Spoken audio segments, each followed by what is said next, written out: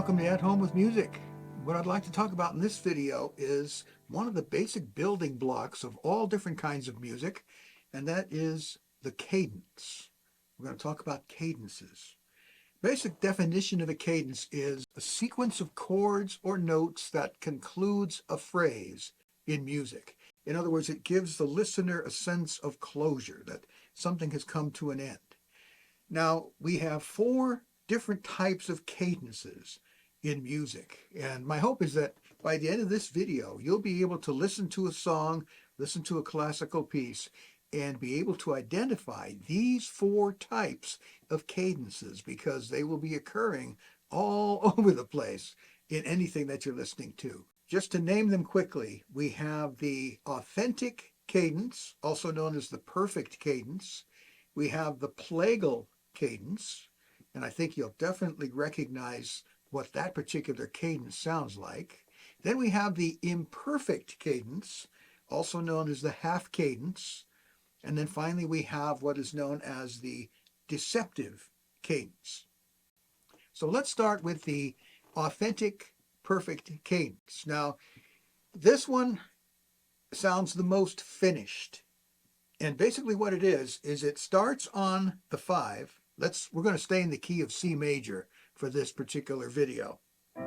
So here we are in C major, C being the 1 chord, of course, F being the 4, and G being the 5. So the authentic or perfect cadence starts with the 5 chord, or even the 5/7, and it draws your ear. It makes you want to hear it resolving to the 1. So that's the authentic or perfect cadence. It goes from 5 to 1. It sounds very finished, right? It has a sense of finality, a sense of closure and resolution.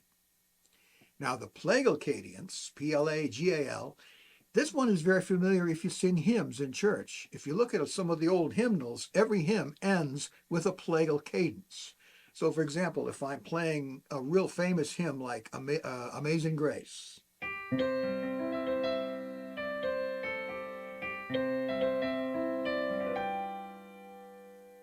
now here it's on 5, and then the cadence here is a authentic cadence because it goes back to 1.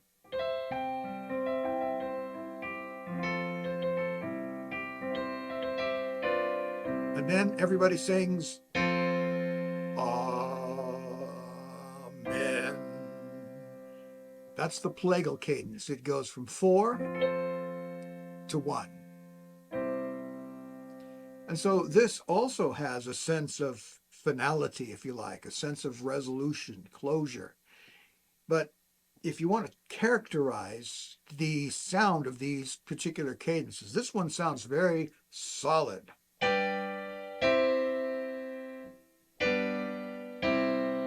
Whereas the plagal cadence, it sounds softer.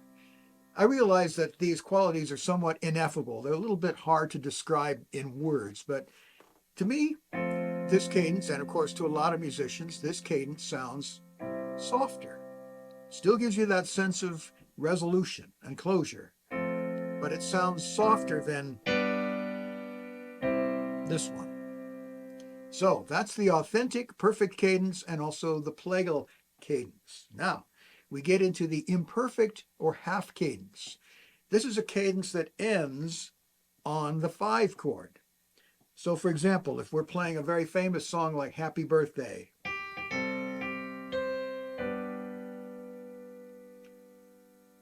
that would be a half cadence or an imperfect cadence. It doesn't feel finished, does it? It feels like it needs to keep going. Or what if you play something like this?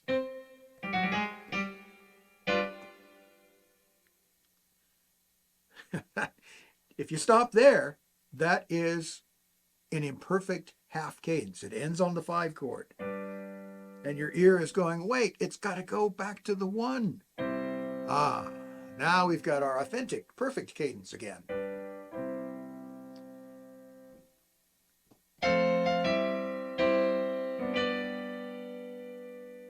That just sounds incomplete. unfinished. And so you've got to keep going. So that is the imperfect or the half cadence. We have authentic, plagal, imperfect or half cadence, and then the final one is the deceptive cadence or the interrupted cadence. So let's use Happy Birthday as our example again.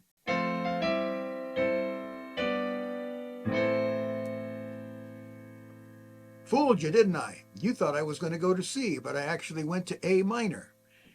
And so it feels like the phrase or the ending has been interrupted. It's deceptive.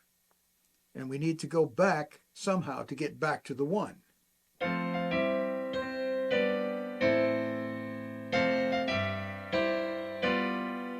There's our perfect cadence, and then the plagal cadence.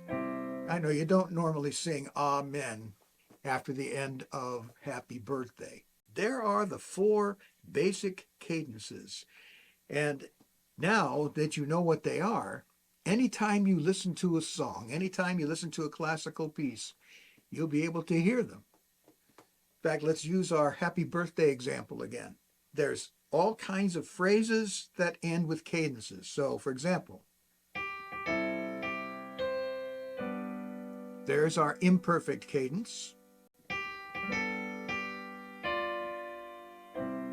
Authentic cadence.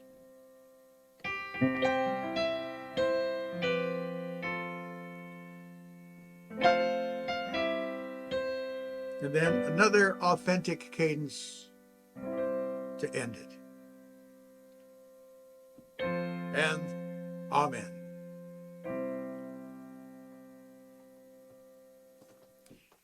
One other thing about the imperfect cadence, you can actually start on,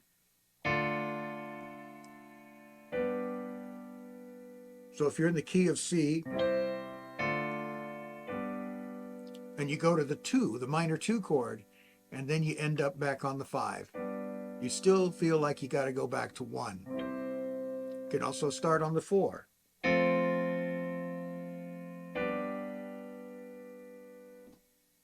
Now we need to go back to the 1 chord.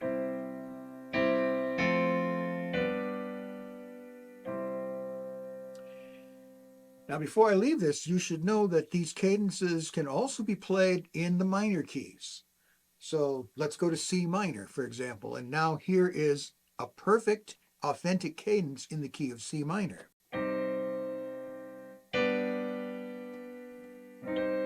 Still has that sense of closure, that sense of ending a phrase, and the plagal cadence in the minor key.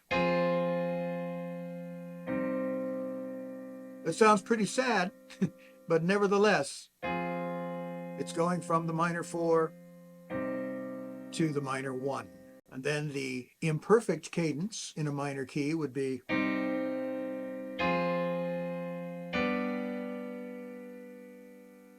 it kind of leaves you hanging. You feel like you've got to get back to this chord. And then here would be a deceptive cadence in the minor key.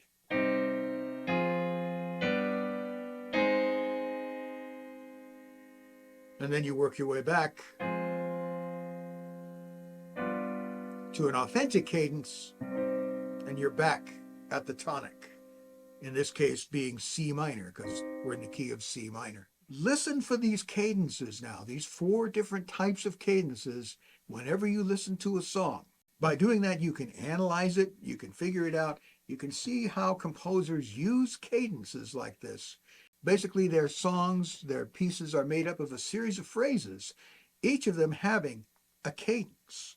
So it could be one of these 4, and you can train your ear to listen and figure out, okay, there's a plagal cadence there, there's an authentic cadence, there's a deceptive cadence there, and here's an imperfect half cadence, whatever. You'll be able to hear them. I hope this has been helpful to you.